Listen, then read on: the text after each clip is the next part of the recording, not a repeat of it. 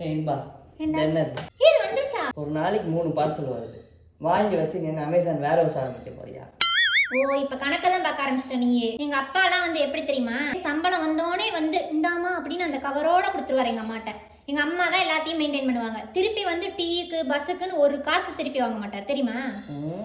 உங்க அப்பா அந்த காலத்துல வாங்கினது 4 டிஜிட் சேலரி.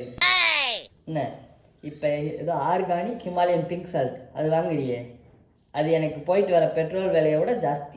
அது 2 பேருக்கு ஹெல்தின்னு சொல்லி தான் வாங்குறேன். நான் கேட்கல.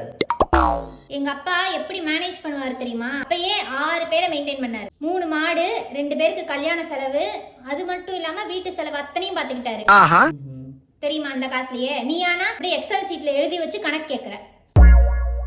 ஆமா, நீ கணக்கு சொன்னா நான் ஏன் கேட்க போறேன்?